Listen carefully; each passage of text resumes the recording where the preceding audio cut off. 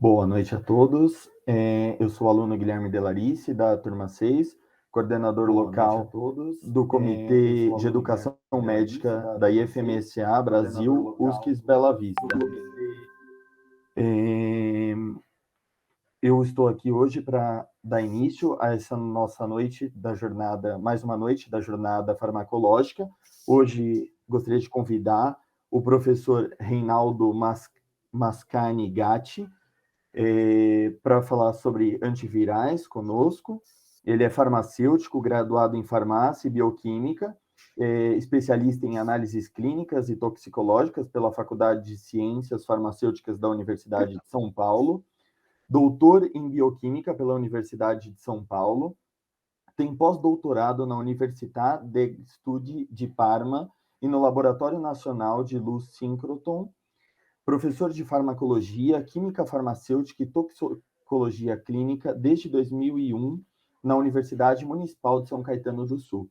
Boa noite, professor. Obrigado por aceitar o nosso convite. Opa, eu que agradeço, Guilherme. Eu que agradeço. Obrigado. Uma boa noite de palestras para todos. Opa, vamos conversar um pouquinho aí a respeito de, vocês tinham me solicitado, para comentar um pouco, sobre a farmacologia aí dos chamados antivirais e antifúngicos. E eu não sei o quanto vocês estão habituados ou acostumados, então fiquem à vontade enfim, ou por chat ou por microfone de perguntar, porque, enfim, se tiver alguma situação aí que a gente não consegue, que a gente consiga explicar, enfim, dentro do contexto, né? Então, eu vou dar um panorama geral, porque existe uma quantidade bastante grande de substâncias aí que são utilizadas para esse fim, né? Tanto para vírus quanto para fungos. Tem um peso, bastante importante aí no dia a dia. O exemplo mais contundente é que a gente está no meio de uma pandemia causada por um vírus, né?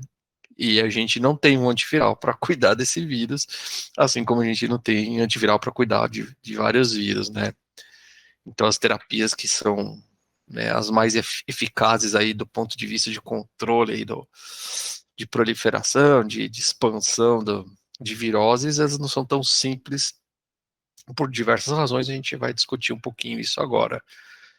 E junto com isso a gente vai falar, quer dizer, na sequência, a gente vai falar um pouquinho sobre as drogas chamadas antifúngicos, eles têm algumas similaridades, tem algumas coisas que são semelhantes ao que a gente pode pensar para drogas antivirais, mas não é uma estratégia diferente, é um caminho diferente de imaginar, a ação do fármaco, o desenvolvimento vai para uma rota diferente.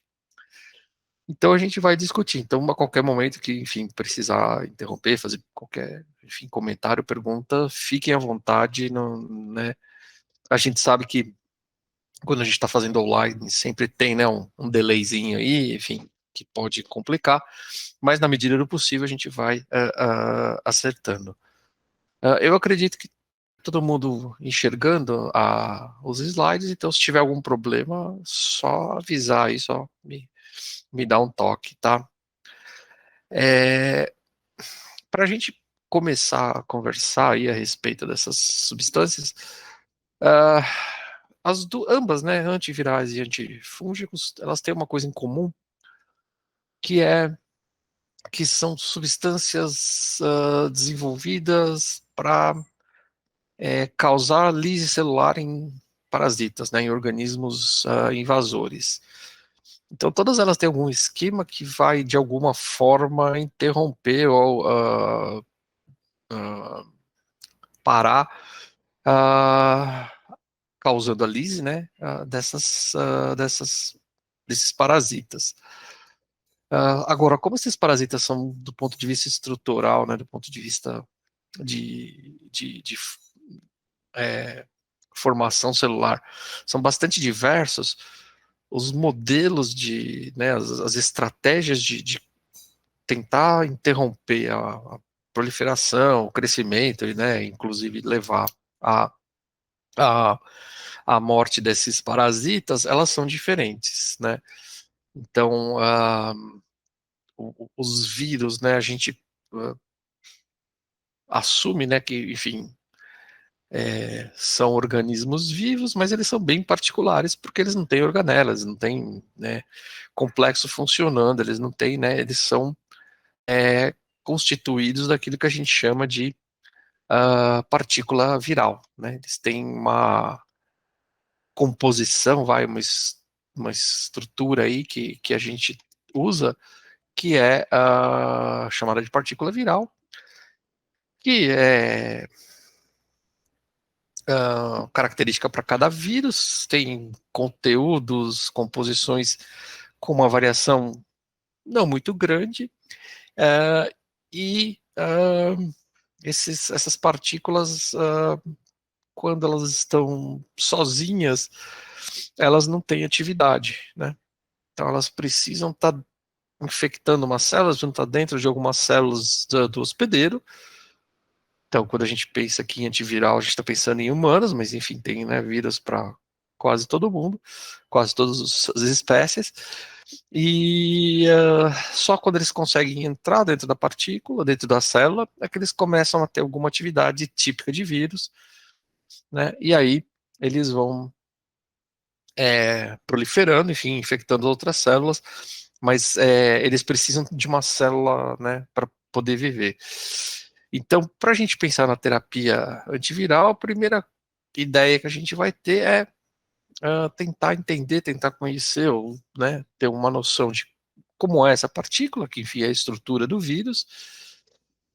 Quando a gente consegue, né, por algumas características estruturais, identificar esse vírus, e aí a partir do momento que eu consigo identificar, eu vou tentar encontrar alguma coisa específica para esse vírus.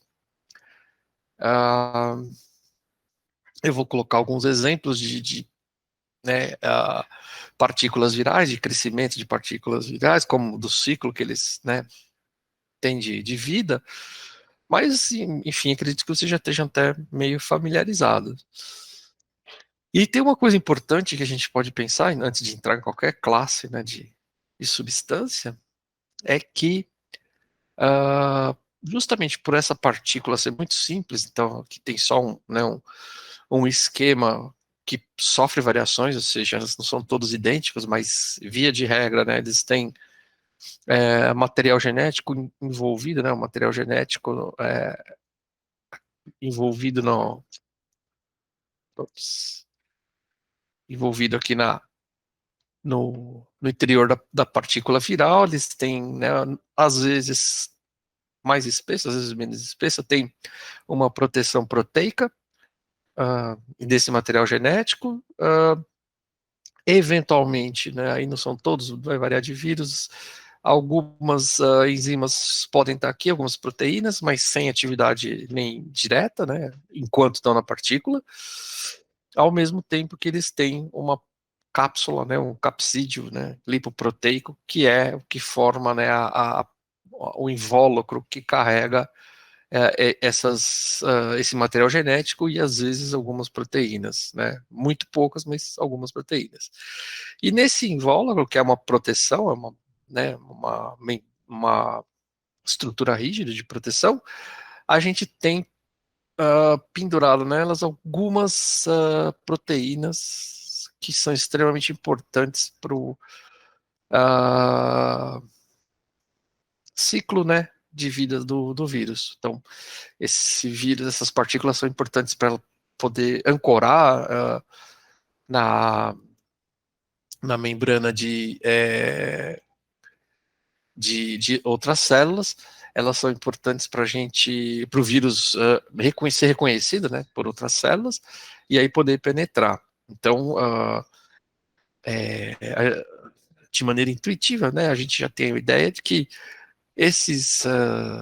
os vírus não têm eles têm uma especificidade celular, eles não infectam qualquer célula. E eles só conseguem infectar as células que eles conseguem reconhecer com esse tipo, com essas proteínas que ficam na membrana, né? Então essas proteínas, na verdade, elas têm alvos, ou elas conseguem, né, interagir com outras proteínas ou glicoproteínas das células, e é essa interação que permite que ele se fixe na membrana e passe a consiga infectar essa célula. Então, a gente sabe, sei lá, para dar um exemplo, né, o vírus do HIV, uma vez que ele vai para a circulação, ele não infecta qualquer tipo celular, ele infecta alguns linfócitos com o qual ele consegue interagir. A mesma coisa o vírus da herpes, o vírus da gripe, o vírus, né, da Covid, né, o coronavírus, todos eles têm algum grau de reconhecimento que torna eles mais específicos para alguns tecidos ou para outros, né? Aqui só para, né, mostrar, enfim, uma micrografia, as eletromicrografias que a gente tem, são partículas extremamente pequenas, extremamente fáceis de difundir, né? Enfim, a gente tem muita dificuldade de fisicamente, né, conseguir construir estruturas, filtros ou coisas do gênero que façam um bloqueio, né, efetivo de vírus, porque eles são muito pequenos. Então, é muito difícil, né, de conseguir fazer com que esse vírus seja bloqueado fisicamente, né? A gente consegue diminuir, claro, né, a propagação dele, né? Então, nosso exemplo maior hoje em dia é a Covid, né? A gente consegue reduzir a propagação dele botando barreira física do tipo máscara, mas não consegue impedir, né? Ou seja, se o vírus se passar água, o vírus vai passar junto, né? Então, a gente sabe que é uma partícula muito, muito pequena. Via de regra, uh, o vírus ele tem algumas etapas é, uh, que são referentes, né, ao seu ciclo de vida, que é comum a quase todos. Existem algumas diferenças depois que ele infecta, mas todos os vírus têm uma etapa de fixação, né? Ou seja, ele vai ancorar na membrana da célula que ele vai infectar, seja ela qual for, e essa ancoragem é feita graças a essas proteínas de reconhecimento aqui, que não necessariamente precisam ser nesse estilo, né, que a gente coloca do tipo corona, né, que tá em moda, mas enfim, né, mas é só para evidenciar que tem, né, proteínas que servem para reconhecimento e fixação. Uma vez fixado pelo pela própria ligação dessas proteínas de reconhecimento, ao se ligar, né, essas proteínas geram uma mudança conformacional na própria proteína, e aí isso faz com que a membrana do vírus seja ancorada mais firmemente, permitindo que no fim ela seja englobada e seja transferida para dentro da célula. Então, existem alguns vírus que não entram completamente, o capsídeo, né? Só liberam o material genético, mas você tem vírus que penetram completamente para dentro da célula. Esse exemplo aqui, que a gente está usando, que é o vírus da herpes, o conteúdo genético que ele tem é de DNA, é uma dupla fita, e a partir do momento que esse DNA está dentro da célula, ele promove, né? Ou seja, ele começa a produzir uh, essencialmente dois tipos de estruturas, né? O produto final, que são proteínas, né? Então ele vai ser transcrito, vai ser traduzido e vai gerar proteínas né, que pertencem ao vírus, né? Então, proteínas do capsídeo, proteínas de reconhecimento, proteínas, enzimas, né, virais, que vão permitir com que o vírus seja recriado, ele vai migrar para a membrana, essa membrana vai, enfim, se fundir com o vírus, e aí tem que ter uma ação de algumas enzimas para quebrar essa ligação que vai acontecer, e esse vírus vai ser liberado para o meio, né? Uma cópia desse vírus vai ser liberada para o meio. Então, esse tipo de ciclo é comum. O que acontece com outros vírus é que tem algumas variações aqui dentro da célula, né? Tem variação de material genético, tem variação do tipo de proteína que é sintetizado. Então, o que acontece quando a gente pensa do ponto de vista de drogas antivirais? Para a gente atacar um- uma partícula viral, um vírus, a gente precisa pensar, né, que ele tem pouca coisa característica específica do vírus e esses produtos virais, né, só tão ativos, eles só funcionam como substâncias ativas, então sejam enzimas, seja o próprio DNA do vírus, a partir do momento em que eles estão dentro da célula. Então, na verdade, quando o vírus está fora da célula, né, então está aqui, ele uh, não tem atividade, né, ou seja, ele não está processando, não está metabolizando nada, ele está em latência, que a gente pode dizer, quiescência, ou seja, ele não, né, o DNA dele está funcional, as enzimas porventura que ele tem lá dentro estão funcionais, mas elas não estão fazendo nada. Ele não está respirando, ele não está consumindo energia, ele não está produzindo nada. Para ele começar a fazer, ele precisa entrar dentro da célula. Então, o primeiro conceito que a gente tem de qualquer antiviral, qualquer que seja, é que para qualquer substância exógena, né, qualquer substância externa que a gente vá administrar, ela só vai funcionar como, né, inibidora do vírus, né, bloqueadora do vírus, se ela conseguir de alguma maneira ou bloquear ou ativar algum processo deletério do vírus. Então, para qualquer antiviral funcionar de qualquer maneira, a gente precisa fazer com que ele interrompa algum processo, e aí esse tipo de processo que a gente está falando, normalmente é um processo enzimático, né? Então, na verdade, o que acontece? Quando ele vai fazer uma transcrição, né, do material genético do vírus, normalmente ele, né, no caso de adenovírus, né, como é o vírus da herpes, ele pode utilizar as polimerases da própria célula. Mas, em algum momento, ele vai precisar criar, né, algum grau, alguma proteína que controle a proliferação dele mesmo, ou seja, para ele produzir, e ele vai ter que produzir alguma enzima que é característica do vírus, que vai, enfim, de alguma maneira fazer com que a reconstrução, né, da partícula viral aconteça. Então, tem proteases, tem ligases, enfim, tem, né, algumas enzimas que são virais, né?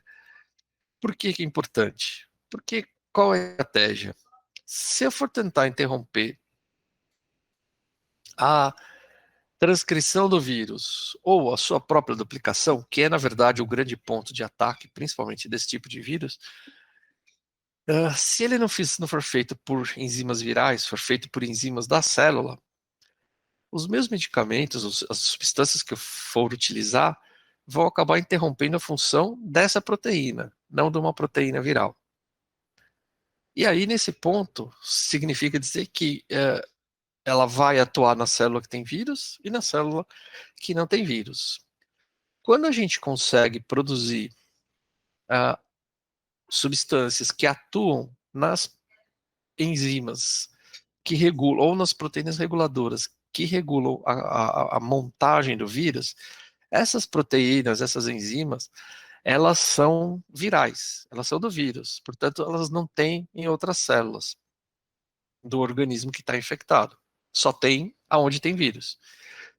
Quando a gente consegue fazer isso, a gente tem uma maneira de fazer um ataque a esse vírus, né, via substância, de maneira muito mais seletiva, né? Muito menos, tendo muito menos efeito colateral. Fora da célula, a gente não tem como atacar. Existem até algumas substâncias, a gente vai ver, vou comentar daqui a pouco, que previnem a fixação do vírus, mas elas precisam ser muito específicas e elas dependem de alguns fatores para funcionar, por isso elas não são tão efetivas. Algumas até funcionam bem, mas nunca sozinhas, né? Difícil sozinho conseguir controlar uma infecção viral. E aí a gente tem um grande número de substâncias que interferem de alguma maneira na duplicação do vírus, na polimerização do vírus, que é onde a gente são as mais comuns, né? E para alguns vírus, no caso do herpes, não, a gente consegue controlar as proteínas que esse vírus sintetiza. Aí a gente consegue ter uma efetividade melhor. E isso é muito variável de vírus para vírus, né? Então, o que que acontece? Então, por exemplo, vamos dar o exemplo aqui da herpes, depois nós vamos comparar com os outros exemplos que eu coloquei aí. Tem alguém que tem herpes aí? Alguém sabe que tem?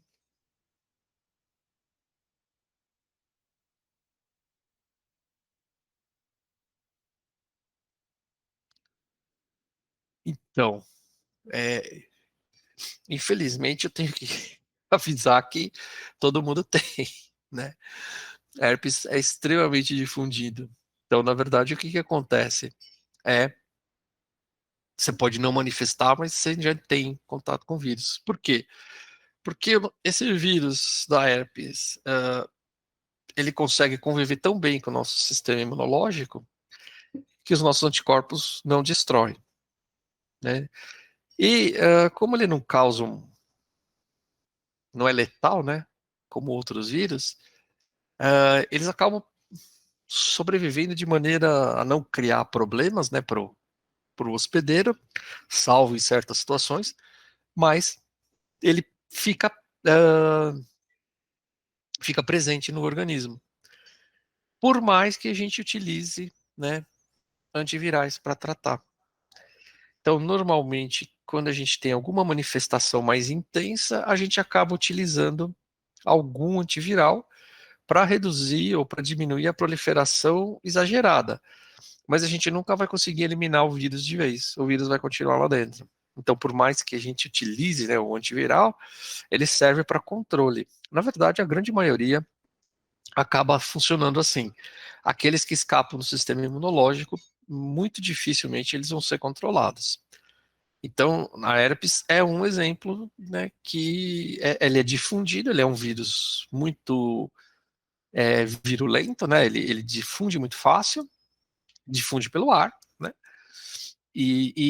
só que ele não é patogênico, né, ele não é extremamente patogênico, né, ele não causa doença de maneira muito intensa, então o hospedeiro sobrevive, é um parasita bem sucedido, né, ele não mata o hospedeiro e continua lá, né, com, né, comida, proteção, enfim, né, vai se duplicar tranquilamente. Então, é uma estratégia, assim, as estratégias que existem para controlar, não para erradicar, não para eliminar, né?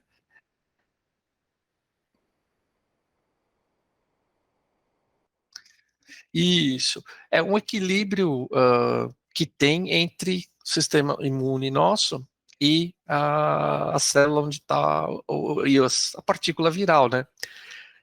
Ele não é um vírus que prolifera e acaba se expandindo para tudo que é tecido, a não ser quando a gente tenha, né, normalmente a situação de estresse que está associada, onde você tem uma redução de atividade imunológica que deixa de controlar, né, o vírus, mas ele continua presente, ele não, né, não sai proliferando. Quando você tem uma baixa imunológica, ele ah, expande, ele aparece, né? Ele acaba gera lesões.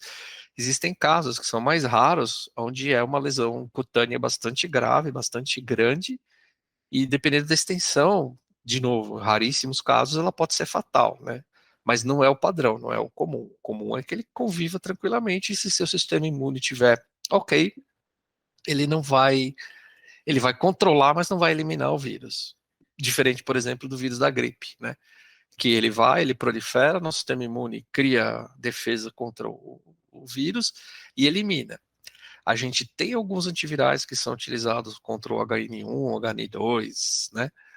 Que são os vírus da gripe, mas que, de novo, eles não conseguem eliminar o vírus. Eles conseguem reduzir a proliferação para que o sistema imunológico consiga dar conta desse vírus. Então, eles são reguladores, né? A gente, assim, do ponto de vista fisiológico, a gente não tem substância nenhuma que elimine o vírus. O que a gente faz é deixar ele menos efetivo, e se o sistema imunológico conseguir, né, combater, a gente vai eliminar. Se não digerir e destruir o DNA, a partícula viral teoricamente continua lá, né? Que é a base de muitas teorias, de muitas terapias, né? É a gente reduzir proliferação, reduzir contagem, e aí se diminui o número de células infectadas, normalmente a condição do indivíduo é praticamente como se não tivesse o vírus, mas o vírus está lá, né?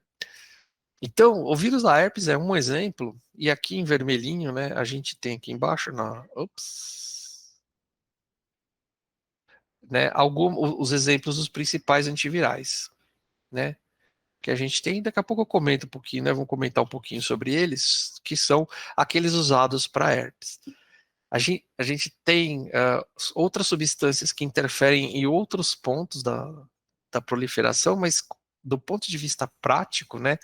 Os antivirais que são utilizados para herpes são esses quatro aqui, notadamente o aciclovir, tá? Acho que é o mais utilizado. Não que os outros não sejam, mas esse é o mais utilizado disparado. Então, só para a gente ter uma ideia, de novo, essa aqui é uma tabela que tem algumas informações, mas é só para a gente organizar, né, quais os antivirais que são utilizados para o vírus da herpes, né? Então, eles são efetivos desde que o sistema imunológico esteja ok. Então, eles evitam proliferação muito grande, mas toda vez que tiver uma baixa imunológica, o vírus vai hiperfundir, vai crescer de novo, né? Daqui a pouco a gente fala um pouquinho sobre o mecanismo desses caras, porque eles têm muita coisa em comum, enfim, aí a gente concentra numa tocada só, né? Então esse tipo de vírus é bastante interessante, né? Esses aqui, eles são esse Foscamet é muito pouco utilizado, né? Mas acaba sendo ainda, né? Tá na terapia. E esses aqui são muito pouco utilizados e vejam que eles são utilizados essencialmente para lesões tópicas. Então, esses caras, eles são antivirais que, na verdade, o que eles vão fazer é tentar eliminar a proliferação do vírus, mas, veja, eles não têm uma ação direta na partícula viral, né? Eles não interagem com o vírus, eles são, né, que nem o álcool, né? Desse aqui ele vai desestabilizar a membrana da célula onde tem inoculado o vírus, né? E eles são relativamente tóxicos, né? Por isso eles não são usados de vias sistêmicas, tá? Esses caras, que são análogos de nucleotídeos, né? Eles vão A gente vai comentar um pouquinho para frente o mecanismo desses análogos, que na verdade servem para vários antivirais diferentes, não só para herpes, aí a gente comenta de uma tacada só, né? Mas assim, eles são pouco seletivos, então eles são relativamente tóxicos, então eles são utilizados de forma tópica, né? Eles usam em membrana para não irem justamente para a circulação, que pode levar a um dano sistêmico, né? Desses antivirais. Então, aí, só para a gente né, mostrar a ideia de como eles funcionam, ah, bom, vocês devem ter, imagino eu, já visto, né, que para a gente alongar a cadeia seja DNA, seja RNA, a gente precisa dos nucleotídeos, que tem uma parte que é a base nitrogenada, tem uma parte que é uma pentose, né? Que é um açúcar que, quando estão juntos, a gente chama de nucleotídeo, né? No caso aqui é a guanosina, que difere é o tipo de base, né? Que está ligado a eles. Quando tem essa hidroxila aqui, é um oxirribonucleico, né? Que tem a hidroxila. Quando não tem, é o deoxirribonucleico, perdeu a hidroxila, né? Essa enumeração é interessante porque ela é constante, então ela indica para a gente a sequência como vai ser encaixada, né? Então, a hidroxila que está em 5 é a que vai ligar né, o fosfato do outro açúcar, e aqui é 3 vai ficar livre para que venha uma outra hidroxila em 5, né, fosfatada, né, que, né, recebe fosfato. Né, aqui nesse caso, por exemplo, isso aqui é o que a gente chama de GTP, né, guanosina trifosfato, que é a guanosina, né, que é trifosfatada. Então isso aqui é uma maneira química, né, do organismo conseguir transferir energia entre as ligações químicas. Então é uma ligação que gasta muita energia para fazer, e quando quebra ela libera muita energia. Então eu preciso quebrar essa ligação para pegar essa energia para fazer essa ligação entre pentose de um nucleotídeo com fosfato do outro nucleotídeo, e assim vai alongando, né? Que vai é a maneira da gente proliferar. Então, a gente tem um bloquinho de construção que é utilizado para fazer a nossa, né, fita de DNA ou de RNA durante a polimerização. As estratégias desses antivirais é uma molécula muito parecida com a base nitrogenada, com o nucleotídeo. Por isso eles são chamados de análogos de nucleotídeos. Então, no caso do aciclovir, não é o único, existem para todos os nucleotídeos, então a gente vai usar esse de exemplo. Mas no caso do aciclovir, perceba que a base nitrogenada é idêntica à da guanosina. É a mesma base, né? É a mesma base da guanosina. Aqui, onde seria o açúcar na guanosina, eu tenho uma molécula que é parecida. Então, se vocês olharem, né, com mais paciência, essa parte que está aqui é idêntica a essa parte. Deixa eu livrar espaço aqui para a gente enxergar. Essa parte que tem no ciclovir, ela é idêntica a essa parte aqui da guanosina. O que acontece é que aqui, nesse pedaço aqui, né, onde estaria o resto do açúcar, e aonde estaria a extremidade 3' né? Então isso daqui vai imitar o 5', mas onde teria o 3' não tem base, não tem carbono aqui, né? Ele está faltando um pedaço. Então o que acontece com esses análogos? E de novo, tem para todas as bases, né? Ele é reconhecido na parte 5'. Então ele é fosfatado. As enzimas da célula hospedeira conseguem colocar o fosfato aí. E como na hora de polimerizar o que precisa ter um carbono ligado ao fosfato, a polimerase consegue fazer um encaixe desse fosfato no açúcar. Ou seja, ele incorpora essa molécula que é parecida com o nucleotídeo, mas não é idêntica, na fita de duplicação do material genético do vírus. Só que quando essa duplicação vai continuar, ou seja, quando ele vai encaixar a próxima base aqui, não existe a porção 3'. Então ela não consegue, a enzima não consegue fazer porque o substrato não está lá. Então esse pedaço que foi incorporado, ele vai truncar a fita. Ou seja, a partir daqui não vai entrar mais nucleotídeo nenhum. Todo aquele pedaço de DNA que foi sintetizado, DNA viral, que foi sintetizado até aqui, não serve para nada. Vai ter que ser removido e reconstruído.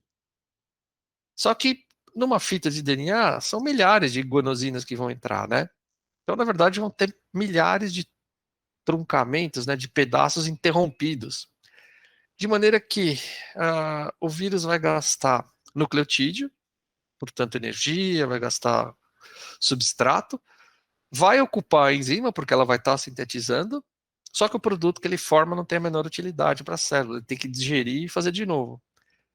Então, na verdade, o que acontece é que se tiver bastante dessa substância, desse análogo aqui, no caso desse nosso exemplo, é o aciclovir, eu vou truncar tanto o DNA que eu vou impedir a proliferação desse vírus.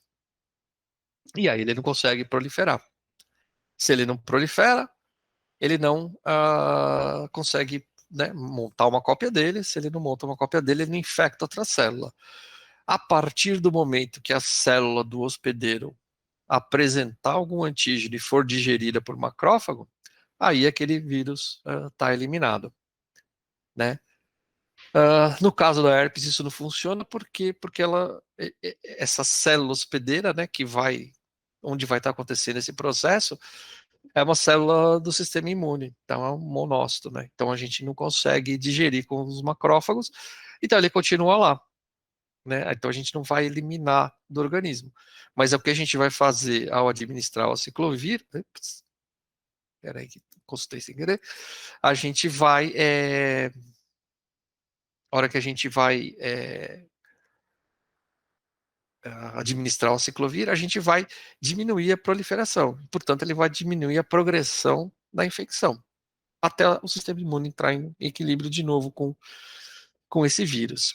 Esse mecanismo, de maneira geral, ele aparece em quase todos os antivirais. A gente chama, de maneira geral, isso de antimetabólito ou falso metabólito, que é uma maneira bastante interessante de bloquear algum processo importante para a célula, né? Então, quando a gente pensa em diminuir a atividade celular, é uma estratégia interessante. E quando eu penso em matar a célula, né, de hospedeiro, de parasitas, ele tem muita chance de acabar com a proliferação dessa célula. Então a gente vai encontrar esses antimetabólitos, ou seja, essa estratégia de construir uma molécula que é parecida com alguma coisa, né? No caso aqui é parecida com o nucleotídeo, então ele vai interromper a base de a formação de DNA. Mas a gente tem, por exemplo, uma ideia muito parecida com antineoplásicos que fazem a mesma coisa, só que com ácido fólico, né? E aí a gente tem uma substância que é parecida com o ácido fólico, mas que então vai ser metabolizada, né, vai ser incorporada no metabolismo, mas não vai produzir nada que funcione, né? Então o metrotrexato faz isso nas células cancerígenas, faz isso nas células imunológicas, né? A gente usa bastante como supressão imunológica, né? O metotrexato. Então, é uma estratégia que a gente usa muitas vezes quando eu quero parar qualquer processo celular ou diminuir muito esse processo. Então, eles vão aparecer em várias classes de medicamento, né? Não é a única coisa que é antiviral, mas disparado é o que mais funciona, né? É o que a gente tem mais exemplo.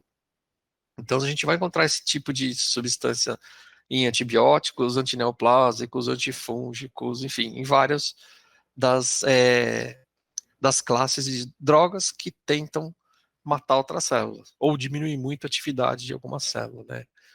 Que é a estratégia de ser antimetabólito. Aqui, só para a gente exemplificar, né? Então, o vírus da herpes é um vírus que tem DNA. O vírus da gripe é um vírus que tem RNA, que é parecido com o que acontece com o vírus do HIV, que a gente vai comentar também, mas não tem a transcriptase reversa que a gente vai comentar. Então, o processo é semelhante, né? A gente tem a adesão do vírus, o vírus é internalizado, ele vai liberar o material genético dele, então ele vai, né, no caso do vírus da gripe, ele precisa de uma hemaglutinina para poder fazer isso, ele vai liberar o material genético dele, esse material genético é o RNA, só que esse RNA não vai ser convertido em DNA. Ele vai começar a produzir enzimas virais e para remontar e fazer cópias dele mesmo, né, para poder criar outra partícula viral. Então, o próprio RNA dele já vai passar a informação, né, para criar os mensageiros e aí fazer a proteína, e aí essas proteínas vão se acoplar para gerar o vírus. Aí ele vai fundir na membrana e aí eu preciso liberar ele da membrana. É bem parecido, né? O ciclo, a diferença é que o material genético é outro e ele tem algumas enzimas a mais que funcionam, né? Que precisa para ele poder completar o ciclo. Então aqui a gente tem alguns pontos de ataque de maneira interessante, né? Então esses, né? Que é a mantadina, que é bem clássico, bem, né? Bastante conhecido, mas tem cada vez menos usado, né? Ele funciona muito pouco, né? Ninguém usa para gripe de verdade, porque vacinar é muito mais barato, né? Muito mais efetivo.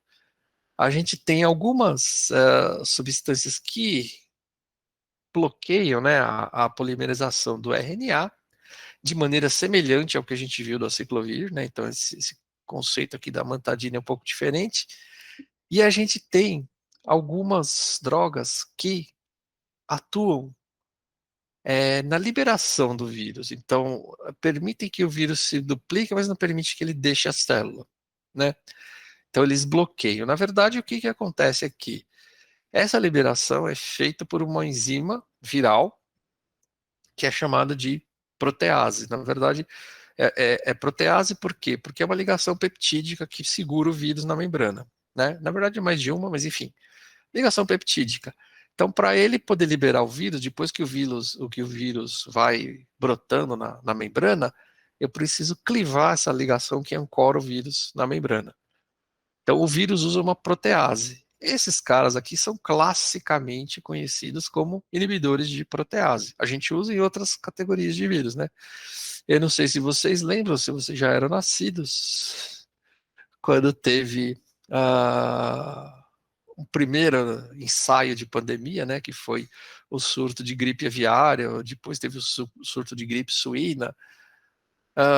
Esse oseltamivir, que é o Tamiflu, foi a droga mais comercializada, né, porque era a única que tinha alguma efetividade na proliferação do vírus. Ok, isso é verdade, mas ela não serve para controlar a pandemia, né? Surto de virose. Por quê? Porque continua contaminando, né? Eu não vou conseguir inibir todas as proteases de todas as células infectadas quando o cara tem uma grande quantidade de vírus, né? Então o vírus vai proliferar. Normalmente esse medicamento ele tem uma aplicação, esse tipo de medicamento tem uma aplicação para reduzir quadro grave, principalmente em população vulnerável. Então esse tipo de substância em viroses, particularmente da gripe, né? Então, esse Tamiflu é específico. A gente tem alguns que fazem a mesma coisa, só que para o HIV. Mas a ideia é a mesma. Mas como a proteína não é igual, a droga é diferente. Mas eles funcionam para reduzir quadros graves em populações mais vulneráveis. Então não adianta sair como preventivo. Eles podem até fazer parte do coquetel de tratamento, né? Mas não com certeza como droga única de tratamento. Tanto é verdade que se você for em qualquer UBS hoje, você tiver dor de cabeça, assim, luxação, você vai ganhar um Tamiflu porque os caras não têm o que fazer com tudo que compraram, né? Tá, tá sobrando lá. Se passou espirrando, eles te dão um Tamiflu. Porque ele não é efetivo para bloquear, né? Então, de novo, no caso do vírus da influenza, que é um tipo de retrovírus, né, que o material genético é RNA, a gente tem algumas substâncias que diminuem o efeito, mas que não tem efeito farmacológico. De novo, a gente precisa do sistema imunológico. A diferença é que, no caso do vírus da influenza, o nosso sistema imune consegue dar conta, a gente consegue eliminar através da produção de anticorpo. Então, normalmente, depois de alguns ciclos virais, a gente começa a produzir anticorpo suficiente, começa a identificar as células infectadas, o macrófago vai, né, e elimina normalmente, né, dura aí, sei lá, 5, 7 dias, está terminado. Né, se o sistema imunológico estiver funcionando, ele vai conseguir dar conta. Então, na verdade, a gente não usa como terapia esse tipo de situação. Esses inibidores de protease, notadamente o Tamiflu, né, o Zetamivir, ele ainda pode ser utilizado para certas populações mais vulneráveis para tentar diminuir o agravamento de uma situação, mas sim, incomparável, de maneira, né, bastante nítida, a vacinação contra a gripe é muito mais efetiva para reduzir tanto proliferação quanto casos mais graves, né?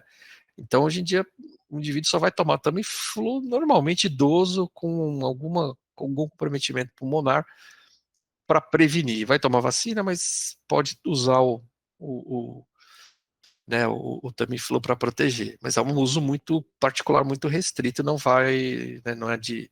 Né, qualquer semelhança com a Covid não é mera coincidência, é isso mesmo, a mesma coisa que a gente está vendo hoje em dia, né? A gente tem algumas substâncias que pode até dar uma segurada aí, não cloroquina, não ivermectina, não essas porcarias, mas a gente tem alguns, né, alguns anticorpos monoclonais que reduzem a atividade viral e que permitem, né, que até diminui a entrada do vírus na célula, mas que é isso, eles são bons para prevenir o agravamento em paciente que já tem.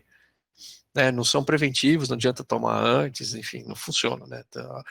O mais efetivo do ponto de vista de medicamento, que nem é medicamento, né, é vacina. É a maneira que a gente tem que enfrentar. Então, mais para frente, se aparecer uma substância, ok, mas por enquanto não tem. Então, de novo, a gente tem, né, algumas drogas, bem poucas, na verdade, porque na verdade a gente acaba, né, utilizando, né, a vacinação, né? A gente vai utilizar a vacinação, que é muito mais interessante do que essa substância. Aqui, só para mostrar que tem diferenças, de novo, a gente não consegue controlar de maneira efetiva, né?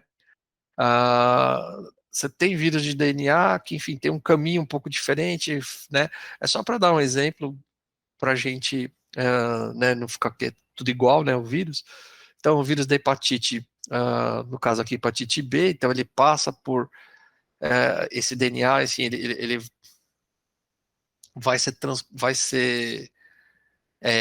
transportado, ele vai, enfim, passar por algumas etapas a mais dentro da célula, e aí, para ele poder recriar o vírus. Então, ele tem um ciclo um pouquinho mais complicado, né, que é, enfim, uma doença bastante perigosa, mas, de novo, vai na mesma linha. A gente tem algumas substâncias que a gente pode utilizar para reduzir, né, a hepatite. A B ainda né, a gente consegue, mas sim, é o menos efetivo, né? De novo, não são drogas que a gente vai utilizar de maneira corriqueira, que eu vou utilizar para conseguir prevenir, né, uma hepatite B. Para alguns pacientes funciona, enfim, né? Mas não são drogas que é a primeira escolha, né? E a mesma coisa hepatite C, né? Então, só para de novo mostrar que tem uma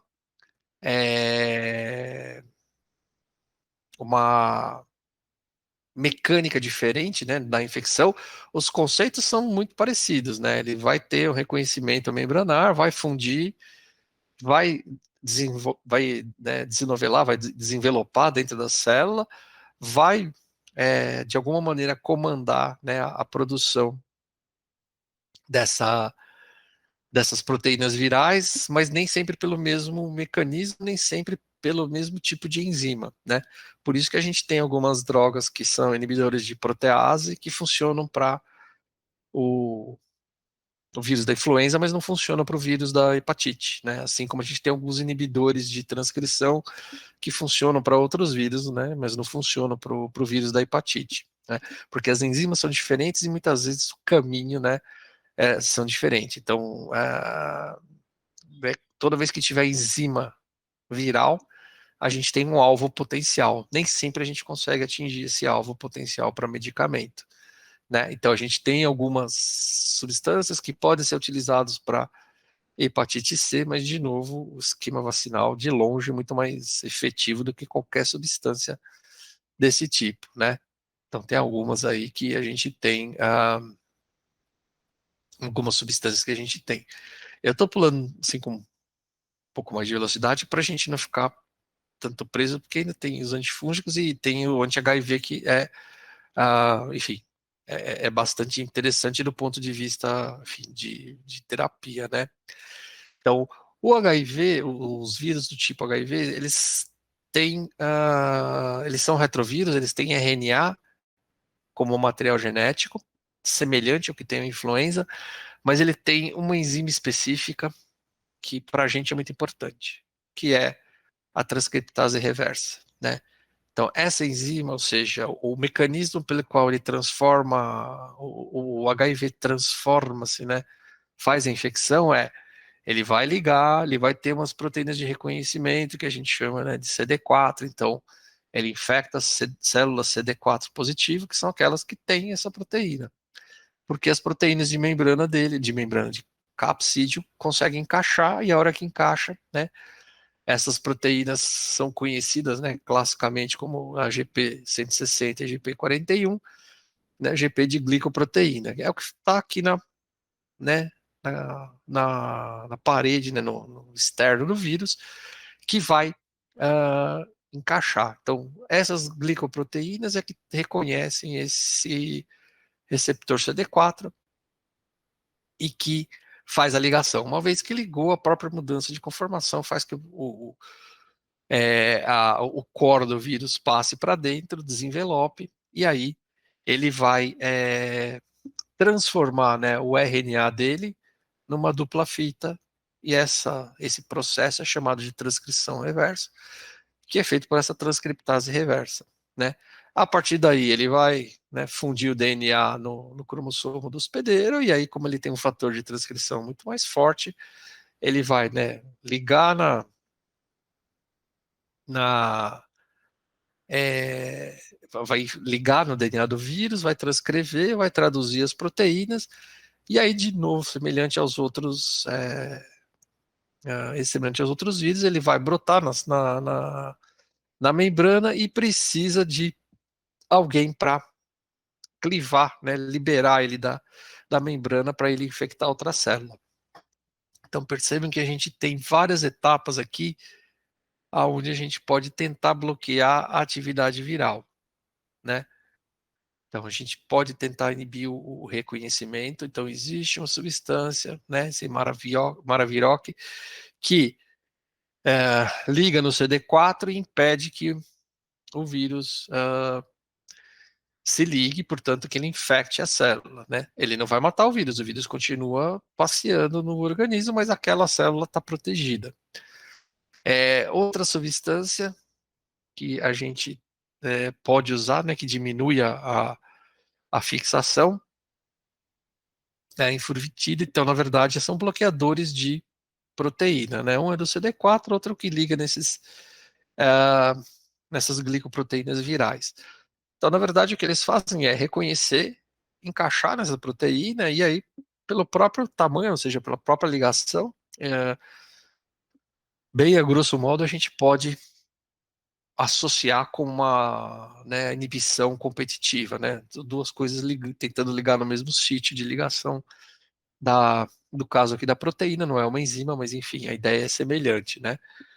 Então, esses caras, esses anti-HIVs, eles são interessantes, mas é aquela coisa, né? Eu não vou conseguir bloquear todas as células, nem todos os vírus, né? E o HIV tem um agravante ainda, que é aquela coisa, mesmo que ele tenha pouquíssima contagem, ele continua lá.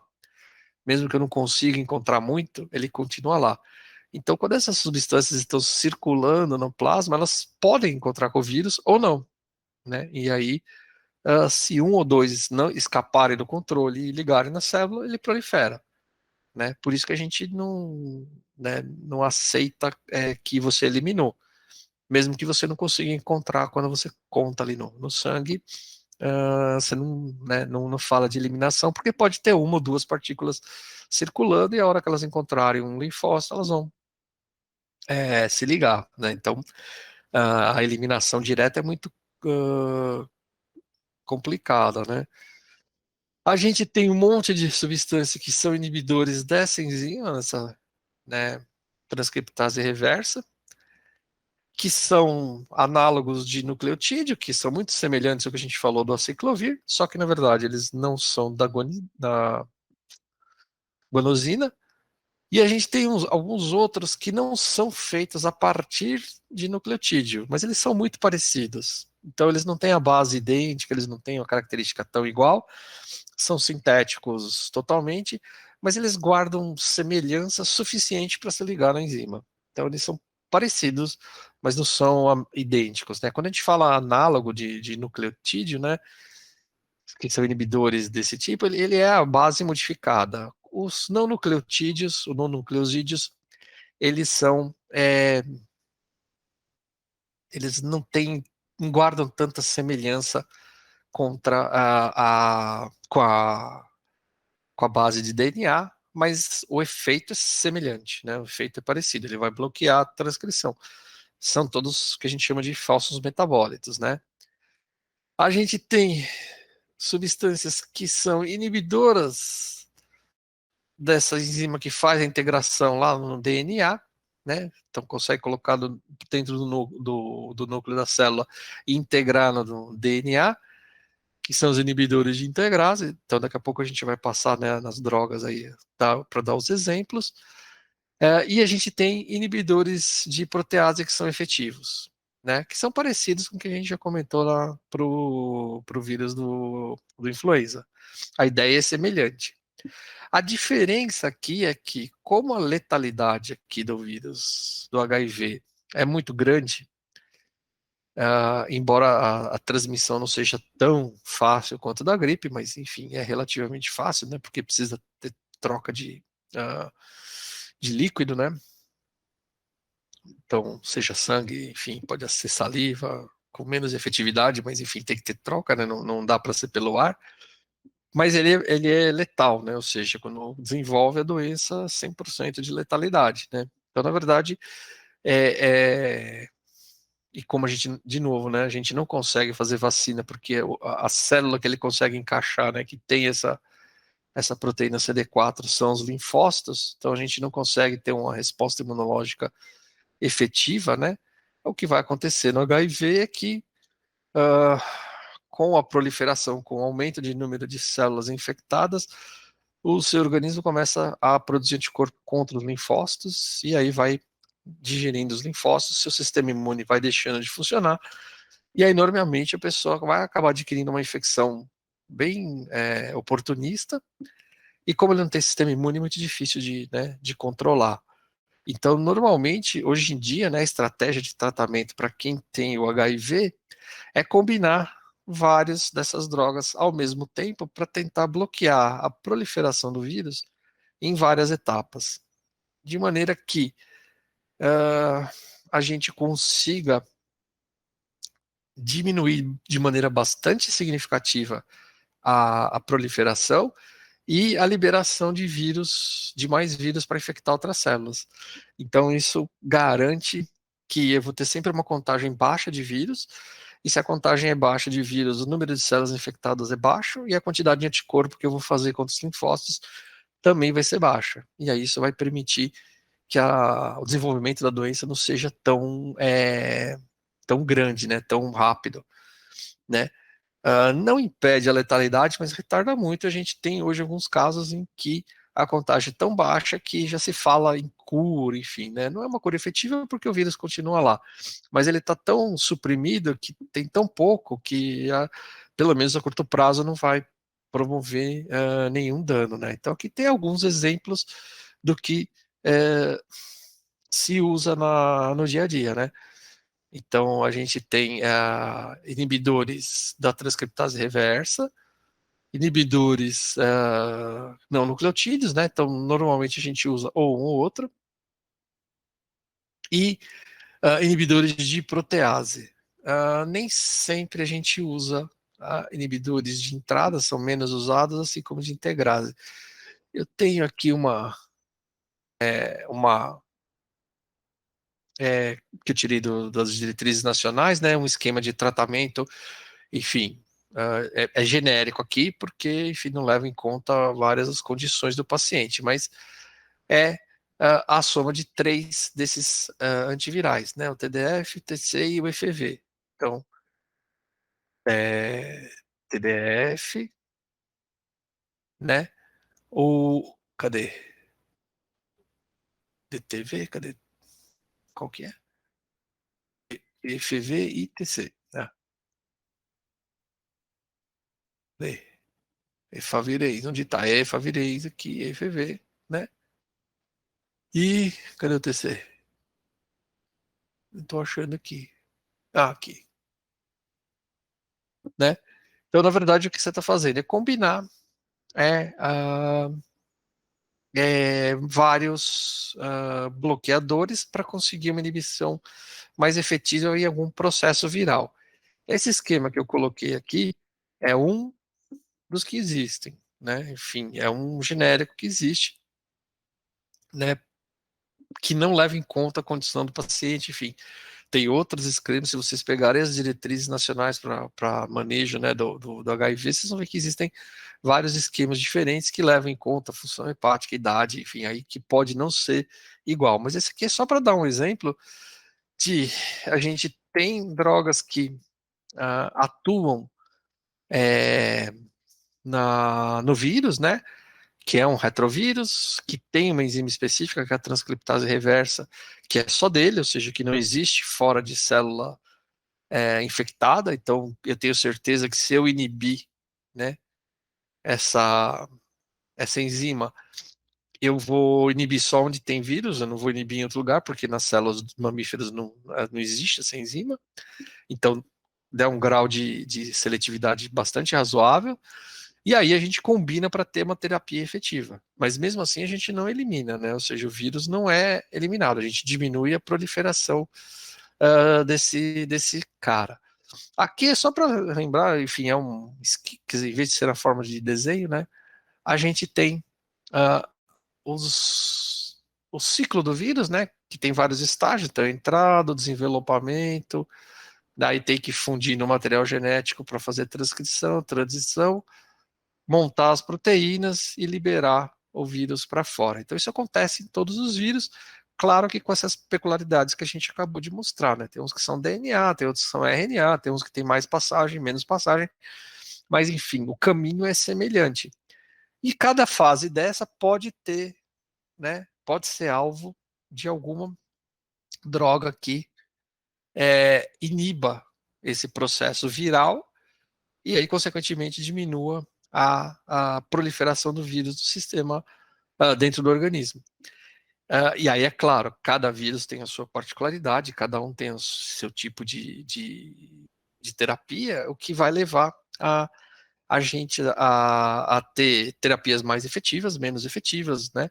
Mas em nenhum dos casos, né? Ou seja, em nenhuma dessas situações, em nenhum dos alvos que eu tenho, nenhum processo que eu consiga bloquear da infecção viral, a gente elimina o vírus, né? O vírus vai ser eliminado se eu conseguir, se tiver anticorpo que consiga indicar e o macrófago digerir, né? Todos esses bloqueadores, esses antivirais, eles eles diminuem a proliferação do vírus, né? Então, ele vai entrar em menos células, se eu, né, bloquear o desenvelopamento, ele vai liberar menos material genético, enfim, a cada etapa que eu conseguir bloquear, eu vou bloqueando o caminho da infecção viral, mas eu não vou eliminar, né? Ou seja, se sobrou alguma partícula inteira ou algum pedaço de DNA ou RNA inteiro, esse vírus vai proliferar, né? E aí, como a gente não consegue bloquear em 100% das células, a gente não elimina.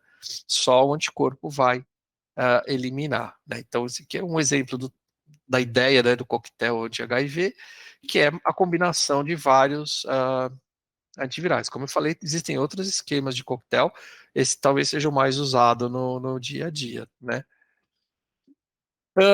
Então, de novo, gente, essa é uma pincelada, uma ideia geral do que a gente tem aí para tratar de vírus, né, que são drogas bastante usadas, mas infelizmente a gente não consegue tratar de maneira 100% efetiva. Então, os antivirais, eles bloqueiam essencialmente proliferação de vírus ou capacidade de infecção do vírus, mas eles não eliminam, eles não matam. O que a gente vai começar a falar agora, né, o que a gente vai começar a discutir agora, é uma classe de drogas que tem algumas semelhanças, enfim, na hora que a gente pensa, né, em termos de mecanismo, mas diferente do que a gente está falando em termos de ação, em termos de efeito, a gente vai ter uma morte do fungo. Nem sempre é fácil matar o fungo, mas a gente consegue eliminar com o medicamento, ou seja, não precisa depender do sistema imunológico, embora às vezes tenha algumas particularidades. Só antes de entrar para os antifúngicos, alguma dúvida, alguma pergunta em relação aos antivirais? Ou vocês preferem fazer no fim? Enfim, aí como vocês quiserem. Só para, como a gente vai mudar de assunto, se tiver alguma dúvida, alguma pergunta, pode fazer.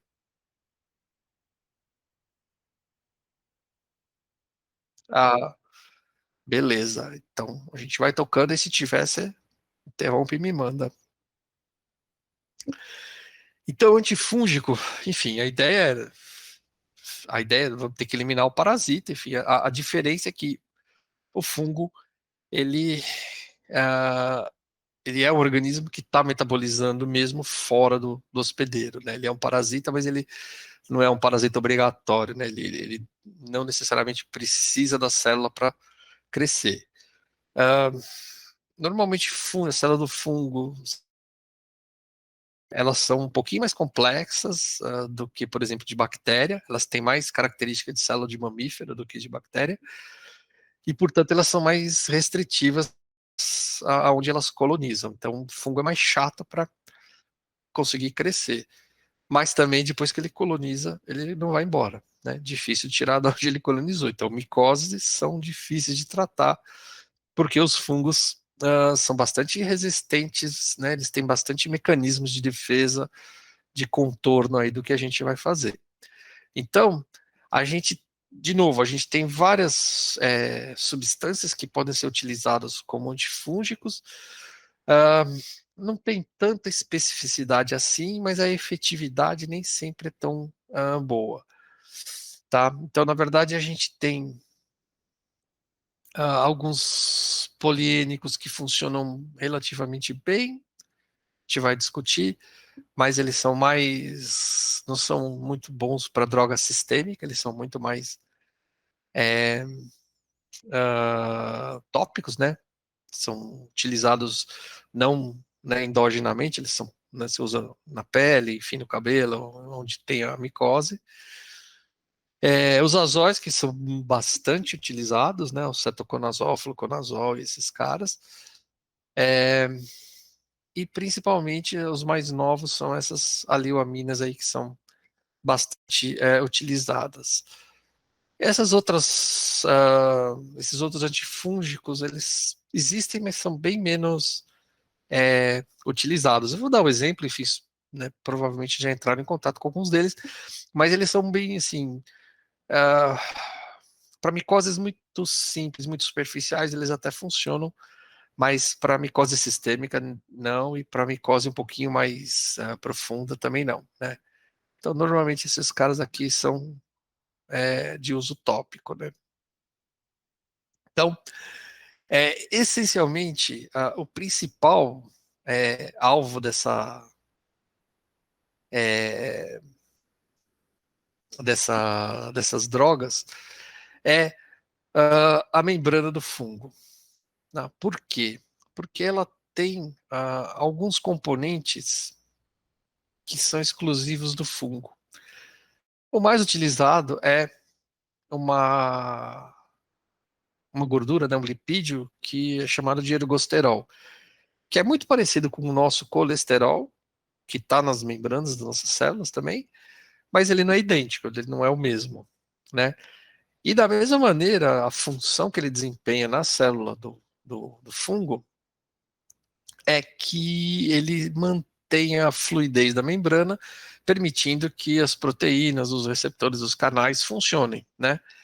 Então, da mesma maneira que a nossa célula precisa ter colesterol na membrana para poder funcionar o canal, o receptor, o fungo precisa ter uma gordura lá que ajuda, né, na fluidez da membrana, que é o ergosterol, que é diferente do colesterol. Por isso que é um alvo que é bastante utilizado. E aí, como essa célula do fungo ela é uma célula bastante, né, que tem bastante restrição alimentar, enfim, ela não cresce em qualquer meio, se você desestabiliza a membrana da célula e ela perde capacidade de ser seletiva, invariavelmente o fungo vai morrer, não vai conseguir sobreviver.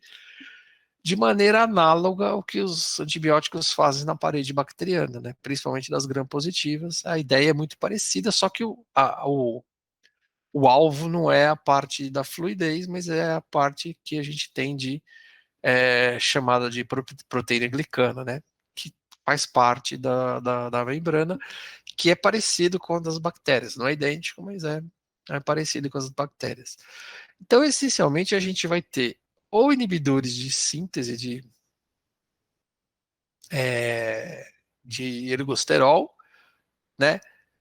Em algum ponto, ou a gente vai ter drogas como a anfotericina, que é extremamente efetiva, mas que não age na síntese, né? Ela age mais na desestruturação da membrana. Ela, depois eu vou mostrar, e ela acaba fazendo uma disrupção da membrana, mas é quase mecânico, né? Ela enterra na membrana e cria um problema. Grisafulvina é só clássico, né? Ela não se usa mais porque é muito tóxica, né? E essa caspofungina, ela não é ainda de uso de larga escala. Ainda tem algumas uh, tem algumas restrições para uso, enfim, talvez eventualmente aí para frente, mas ainda está em desenvolvimento, né? Ela já existe, funciona, enfim, mas ela não é, assim, ela não traz grande vantagem para as classiconas que a gente tem, né? Que é a fotericina, o fluconazol e as aleoaminas, que eu esqueci de pôr aí nesse slide, mas que também vão bloquear, né, a síntese desse precursor de ergosterol. Então, a anfotericina, assim como talvez seja um dos mais potentes, né, que são chamados poliênicos, eu acho que não ficou, deixa eu não pus aqui não pus uma estrutura aqui. É uma estrutura grande, né, bastante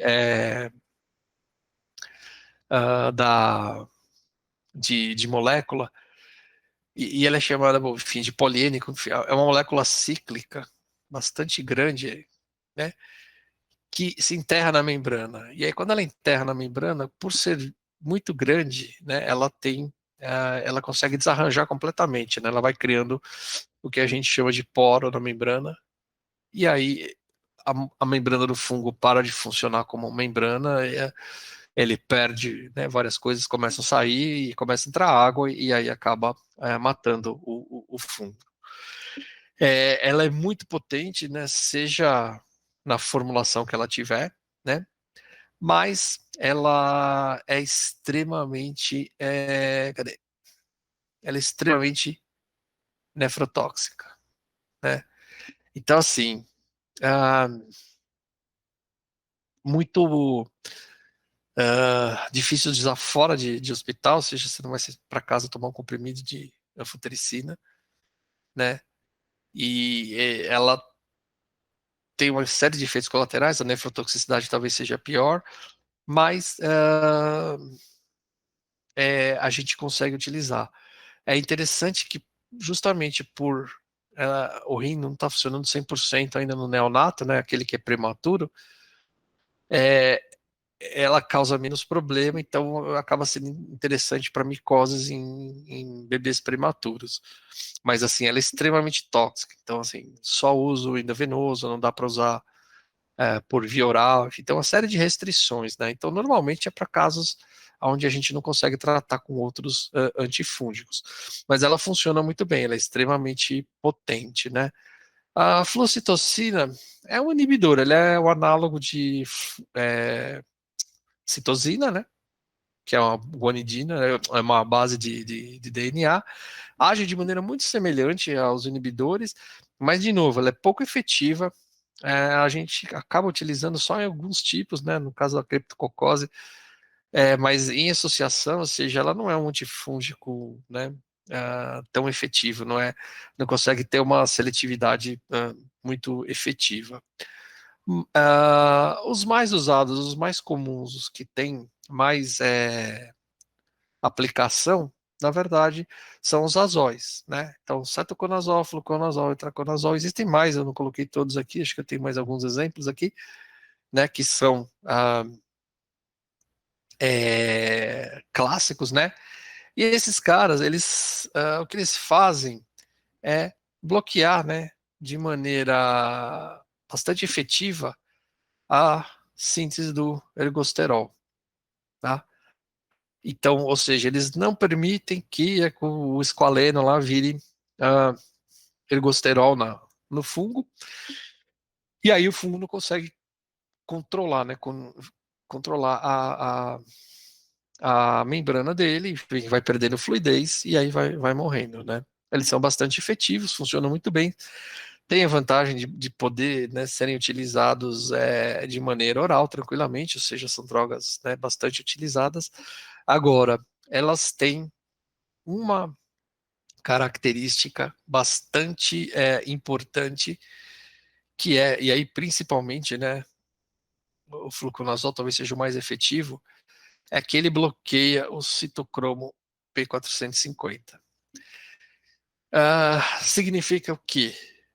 O fígado vai andar mais devagar. O citocromo é um conjunto de enzimas que tem no fígado, ele não bloqueia 100% do citocromo, mas bloqueia de maneira efetiva, né, algumas frações enzimáticas, mas ele faz com que o fígado ande muito devagar. Todos os azóis fazem isso. O fluconazol talvez seja o que faz com mais intensidade, né, seja o mais intensivo. Mas todos os azóis fazem isso. Então, o que acontece? Ah, quando esses caras interagem, né, com as enzimas hepáticas, eles acabam mudando a concentração de outras drogas que porventura o cara esteja tomando.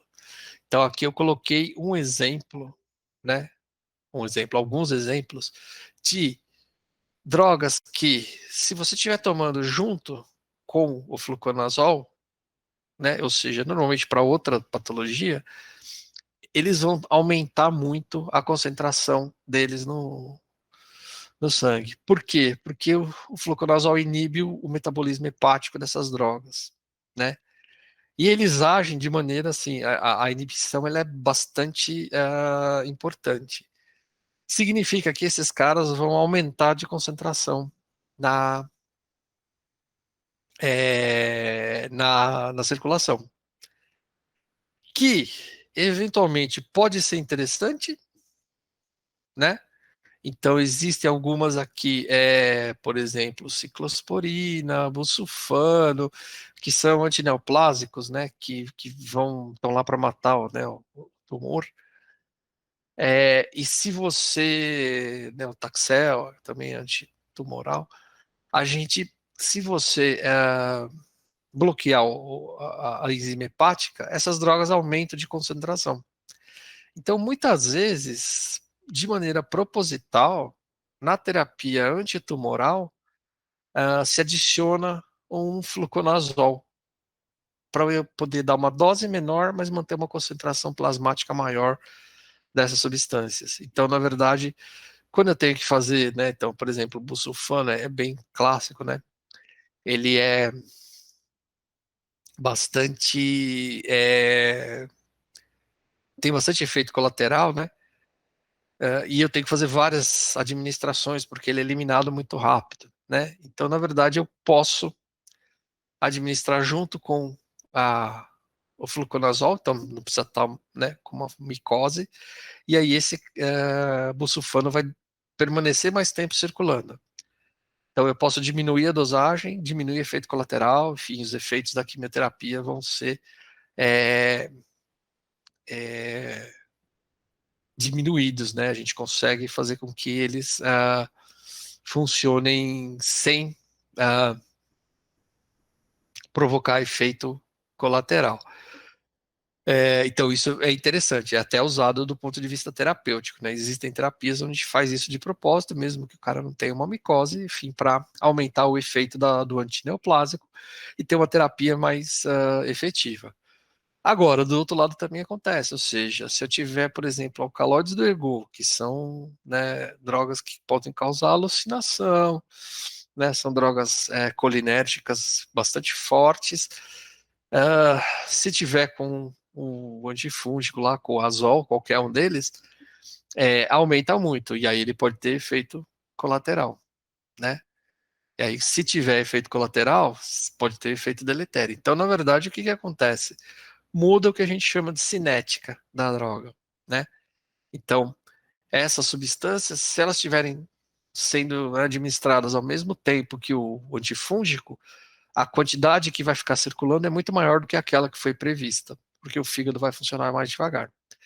Existem outras coisas que fazem esse tipo de ação, mas o fluconazol, principalmente, né, é muito forte, né? O efeito que ele provoca é muito forte.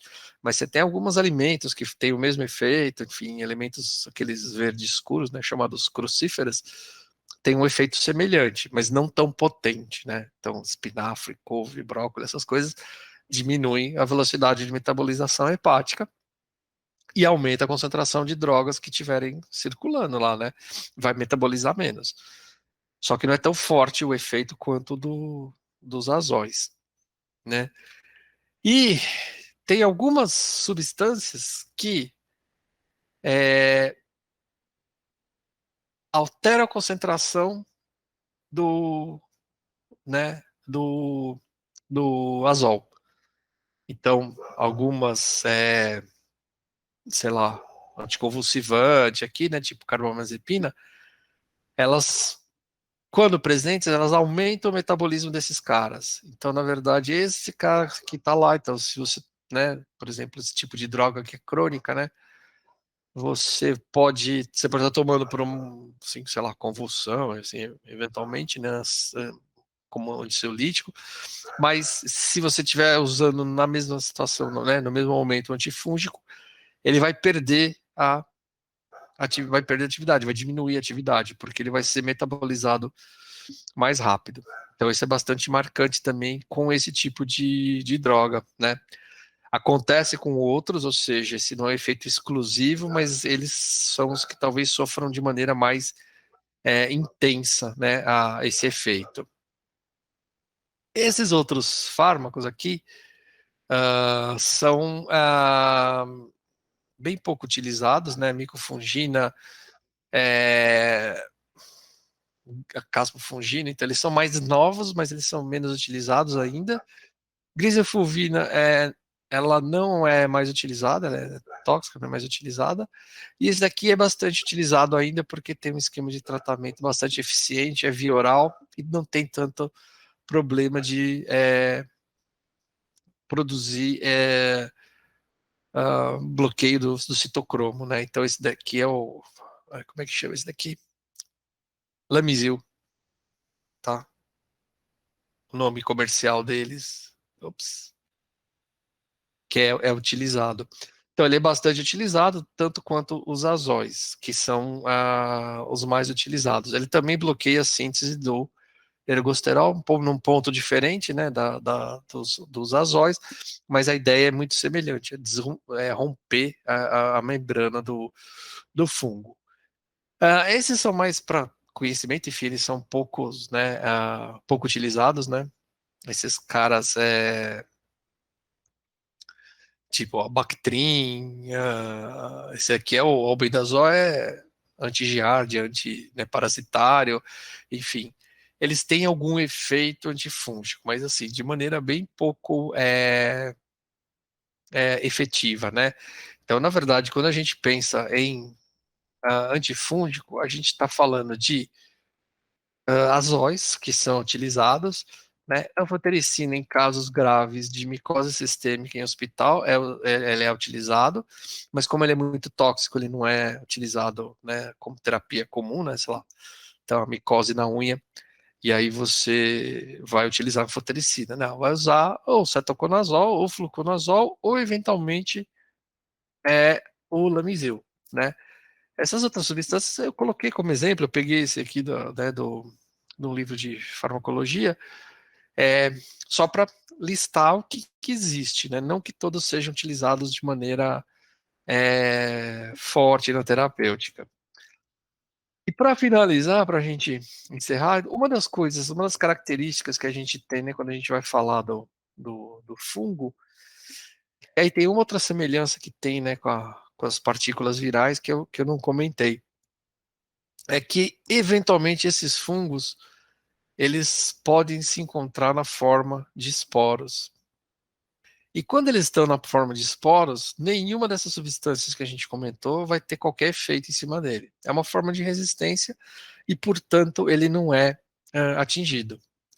Então, o que acontece, né? Sei lá, você vai lá, tem sem pensar numa micose sistêmica, que sempre é mais grave, né? Então, se tem uma micose sistêmica, é um pouco mais complicado. Muito provavelmente vai estar associado a algum grau de imunossupressão, porque não é um padrão você, né, ter uma micose renal, uma micose pulmonar, uma micose, né, hepática, não é padrão. Mas pode acontecer em imunossuprimido. Aí o tratamento é anfotericina, porque não tem muito o que fazer. Mas o normal a gente tem micose mais tópica, né? Então, clássica, micose na unha, no pescoço, enfim, né? Onde tem o cabelo. Então, o fungo precisa de uh, temperatura, umidade relativamente controlado para ele uh, proliferar, né? Por isso que tem muita micose nos pés, né? A gente tem muita micose, tem não, né? Tem menos. Mas enfim, é bem comum você ter micose, né? Ou na unha ou no pé mesmo, né? Enfim. Por quê? Porque, né, a gente tá. Os pés, né, como a gente costuma comentar, eles são muito negligenciados, né? Você soca lá, né? Põe a meia do tênis, a meia do sapato e fica fechado o dia inteiro, enfim, né, o tecido não respira, né? Transpira pra caramba, fica úmido, enfim, né? Sem contar todo o efeito, que a gente tem aí de né, suportar, enfim, pisada, tal. Então, acaba favorecendo. E quando esses fungos entram na forma de esporo, a gente não consegue tratar, né? Então, via de regra, esquema de tratamento de micose é administra para tentar eliminar as formas vivas. Espera um tempo para esperar, se tiver esporos, né, para eles germinarem, para eles brotarem, e aí faz o tratamento de novo. E aí repete, né? Então, normalmente a gente faz o que nos tratamentos, né? Toma um antifúngico, espera 2 semanas, toma um antifúngico, espera 2 semanas, toma um antifúngico, espera 2 semanas. A ideia é esperar se sobrou algum esporo lá, que nesse período que se você não está tomando antifúngico, ele germine para poder estar na forma ativa e aí a droga fazer o efeito, né? E aí a gente tem alguns cuidados, né? Ou seja, que a gente precisa ter, né? Então, se as micoses são recorrentes, né? Seja em qual tecido for, seja onde for, né? É porque provavelmente tem esporos, e se você não consegue, né? Se você está sempre, né? Tá sempre repetindo a micose, é porque esses esporos não estão mais em você, eles estão no ambiente, né? Então significa, sei lá, na época do calor, né? Muito comum, é comum quem tem cabelo mais comprido, né? Normalmente mais as mulheres, terem micose na nuca e embaixo do cabelo, né? Por conta da transpiração, enfim, você vai ter né? Onde bate sol é menos comum, mas onde você tem, né? Um lugar que é relativamente protegido, retém uma umidade, enfim, né, acaba gerando, acaba, né, colonizando algum fungo lá, o que acontece? Você vai lá e vai utilizar, sei lá, um uso tópico, lá, um Nizoral creme para tratar. Beleza, você está tratando a pele, mas se os esporos grudaram no cabelo, eles vão voltar. E não adianta ficar tratando a pele porque os esporos estão presos no cabelo, né? Então, na verdade, você precisa tratar o cabelo também, né? Senão vai retornar, né? Claro que você pode com o tempo ir eliminando, mas a chance de retornar é muito grande, né? Aí ele cresce de novo, solta mais esporos, gruda no cabelo, enfim, fica nesse ciclo, né?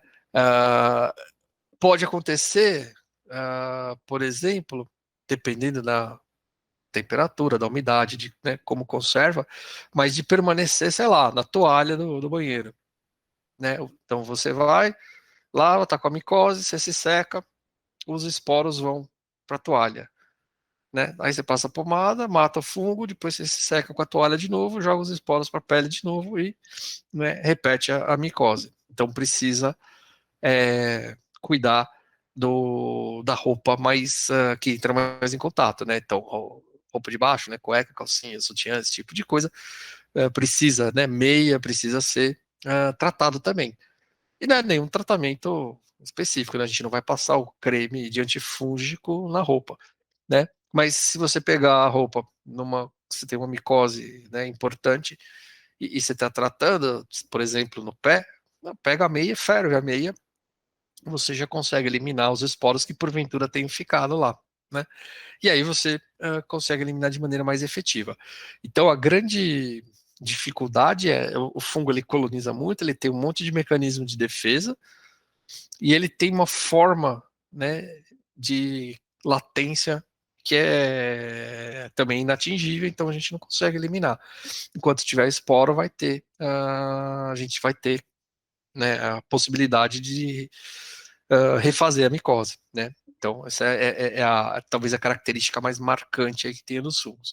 Do ponto de vista de droga, claro, a gente tem muito mais antiviral do que antifúngico, né? A gente tem muito mais drogas que matam fungo do que matam vírus, mesmo pela importância que a gente tem. Então, com esse tipo de droga que a gente tem, que são poucas classes, né? Enfim, essencialmente os azóis e as aleoaminas, que são utilizados, a gente consegue controlar de maneira, bastante satisfatória. É diferente de micose sistêmica. A micose sistêmica é bem mais complicado e normalmente está associado a alguma imunossupressão. Então, se ela for importante, mais comum é pneumonia, né, ou por micoplasma ou por alguns micofungos, micoplasmas, né, que são derivados de fungo, que pode levar a óbito. Então, mas isso só acontece quando tem algum grau de imunossupressão. Aí o tratamento é anfotericina, aí não tem nisoral, não tem, né, esses azóis não vão ser efetivos. Boa noite, professor. Nós Oi, tivemos algumas dúvidas manda bala. para o senhor responder para a gente. A primeira, professor, o senhor poderia comentar novamente sobre o ciclo de replicação do vírus com RNA e como o oseltamivir interfere nisso? Ok. Então, o vírus do RNA, você tem dois tipos de vírus, né? O vírus HIV, que tem o RNA, mas que vai por um caminho que tem que fazer a reversão, né, da transcrição. Tem que pegar aquele RNA do vírus, transformar em um DNA para integrar no DNA da bactéria, para poder refazer as proteínas, o RNA do vírus, montar outro capsídeo e liberar o vírus para né, a circulação, enfim, para o meio externo. As proteases, elas são as enzimas que fazem essa liberação. Então, no caso do RNA, substâncias que inibem essas proteases, que fazem a liberação, inibem que o vírus saia da célula que ele está infectando e passe para a próxima. Ele fez todo, né, o processo de transcrição, tudo montou, mas ele não consegue liberar, sair da célula. Esses inibidores de protease, a gente chama, eles inibem o que a gente chama de maturação do vírus, que é justamente essa liberação, né, do vírus para o meio externo. Então, no caso do HIV, o oseltamivir, lá o Tamiflu, ele não interfere na protease do HIV que faz essa liberação, mas ele interfere na protease que faz a liberação do vírus da influenza, do vírus da gripe, né? A ideia é a mesma, ou seja, o conceito é o mesmo, essas proteases que fazem a liberação, elas são enzimas que o vírus produz, né? Então, esse RNA aqui viral vai, né, induzir a produção de algumas proteínas, algumas delas são essas proteases que liberam o vírus, e esse tipo de droga é um inibidor enzimático. Então, na verdade, ele vai ligar no sítio de ação dessa enzima e vai impedir que ela né, consiga liberar o vírus. O conceito é o mesmo, ele não vai sair da célula que ele está infectando para infectar outra célula. No caso do vírus do influenza, essa situação dele ficar preso e não sair, dá tempo, por exemplo, do sistema imunológico digerir essa célula que ele está infectando e aí conseguir eliminar o vírus, né? Fazer a digestão desse RNA viral e aí o vírus está eliminado. Então, normalmente, esses inibidores de protease diminuem a proliferação, a capacidade de infecção do vírus, né? Ele progride mais devagar. Só que, no caso específico do influenza, isso não é tão efetivo porque a proliferação é muito rápida. Então, por exemplo, a gente não usa, né, o Tamiflu como preventivo da gripe. Para alguns grupos mais suscetíveis, ele pode ajudar diminuindo a velocidade de proliferação do vírus, né, de infecção do vírus em várias células, e aí permite dar tempo do sistema imunológico funcionar. No caso do HIV, o conceito é parecido, a gente nunca usa inibidor de protease sozinho, né? Então, a gente tem, deixa eu pegar os exemplos aqui, inibidor de protease, saquinivir, indinavir, ritonavir, então esses casos aqui, né, o lopinavir, que está sendo utilizado, testado, né, para COVID também, para ver se tem alguma correlação, consegue, né, embora não tenha tido grandes efeitos, mas a ideia deles é dificilmente, a gente não vai utilizar no HIV, então ele não bloqueia a protease do vírus da influenza, mas bloqueia da protease do HIV. Mas a gente usa sempre em combinação com outras drogas. Então a gente não usa o inibidor de protease sozinho. Ele vai fazer parte do coquetel, mas não vai ser tratado, não vai ser usado sozinho, porque mesmo que ele tenha um grau de inibição, não é tão efetivo para funcionar de maneira isolada, né? Tem que estar combinado com as outras drogas. E aí, no caso do influenza, nem vale a pena tentar, porque o esquema de vacinação funciona bastante, né? Então não precisa, né, ficar tomando várias drogas para gripe. Só para grupo mais sensível mesmo. Nós temos outra pergunta também. Uma terapêutica antiviral pode acarretar efeitos colaterais? Sempre acarreta, né? De qualquer natureza.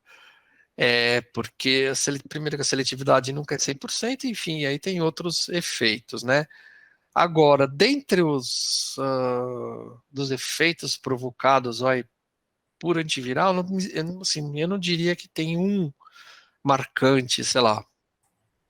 Ele não é indutor, por exemplo, de tumor hepático. Então, a gente não tem assim, um efeito colateral ultra específico. Eles são efeitos colaterais um pouco mais genéricos, mas eles têm, então, que envolvem desde alteração do trato gastrointestinal, tontura, mas que são menos específicos, né? Eu não tem um efeito que eu possa falar, não, olha, isso aqui você tomou, né, usou o antiviral, você vai desenvolver, enfim, esse tipo de doença.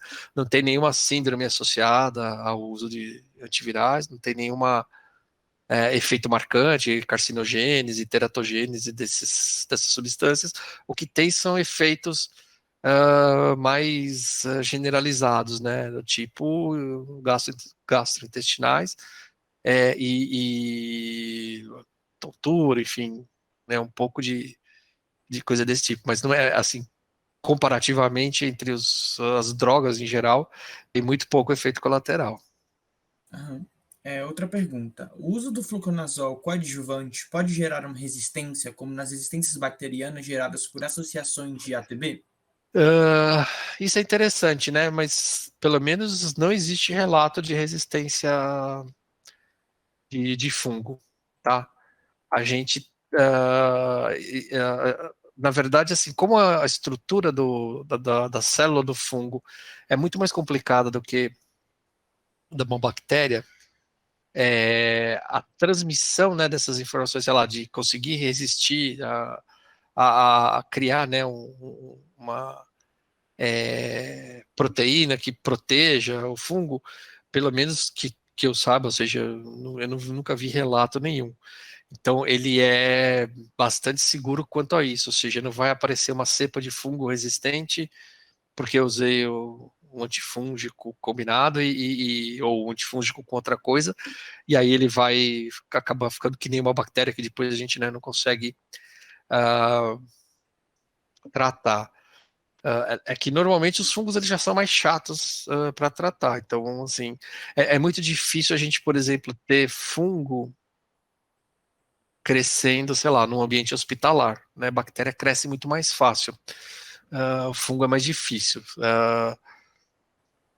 Agora, se tiver um fungo crescendo num ambiente hospitalar, né, que pode gerar, aí é perigoso, porque não vai ter nada que vai eliminar. Depois que ele coloniza, é muito difícil de tirar a cultura do fungo, né? Eliminar o fungo do meio onde ele está, porque ele realmente é bem pouco. Uh, Depois que ele estabelece lá, que ele cria lá um microambiente para ele, ele é muito difícil de tirar, né? Mas não tem caso registrado de resistência, não, assim, de ter que trocar né? Tanto que a gente não tem grande número de antifúngico, né? Se eu comparar com antibiótico, tem muito mais antibiótico. Uhum. E a última pergunta professor, a nefrotoxicidade da anfotericina está associada a microlesões dos glomérulos ou dos túbulos renais? Isso, exatamente. Não é muito bem descrito o mecanismo da anfotericina, né? De como ela promove, porque na verdade ela é uma molécula muito pouco estudada, porque ela é muito difícil de estudar. Ela é uma molécula, do ponto de vista químico, né, ela é muito instável, muito grande, então ela é muito difícil de você isolar para fazer teste, né, para tentar encontrar o mecanismo, né? Então ela é extremamente efetiva para matar os fungos, mas ela é bastante tóxica para o rim, né?